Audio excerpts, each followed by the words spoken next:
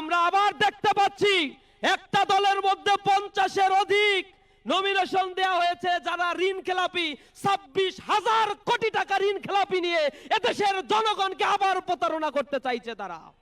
এই জনগণ বারবার রাস্তায় নেমে এসে জীবন দিয়েছে স্বাধিকার আন্দোলনের জন্য, তারা জীবন দিয়েছে সাম্য, মানবিক মর্যাদা আর সামাজিক সুবিচার প্রতিষ্ঠার জন্য। বারবার তারা দাঁড়িয়ে থেকে খেটে খাওয়া মানুষ, দিন মজুর, তারা জীবন দিয়ে নেতৃত্বের হাতে যখন এই দেশকে তুলে দিয়েছে, সেই রাজনৈতিক দলগুলো এই জনগণের সাথে প্রতারণা করেছে। তারা এদেশে দুর্নীতি, দুঃশাসন, অবৈধ অর্থ কামাইয়ের এক মহাযজ্ঞে পরিণত করেছে। ক্যাম্পাসগুলোকে তারা অস্থির করে রেখেছে, শিক্ষা ব্যবস্থাকে ক্ষয়িষ্ণু করে ধ্বংস করে তাবেদারি একটা আধিপত্যবাদী শিক্ষা আমাদের উপরে চাপিয়ে দিয়ে এ জাতিকে মস্তক অবনত করতে শিখিয়েছে তারা।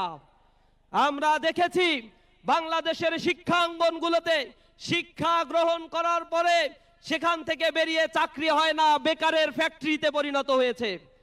দীর্ঘ সময় ধরে যারা এদেশকে শাসন করেছে তারা এ বাংলাদেশকে অকার্যকর করার জন্য বাংলাদেশের মানুষের সাথে দিলে দিলে তারা প্রতারণা করেছে।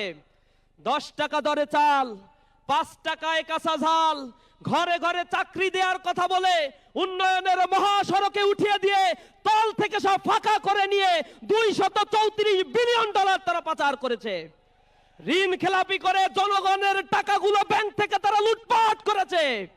আমরা আবার দেখতে পাচ্ছি একটা দলের মধ্যে 50-এর অধিক নমিনেশন দেওয়া হয়েছে যারা ঋণ খেলাপি, 26,000 কোটি টাকা ঋণ খেলাপি নিয়ে এদেশের জনগণকে আবার প্রতারণা করতে চাইছে তারা। এই দেশ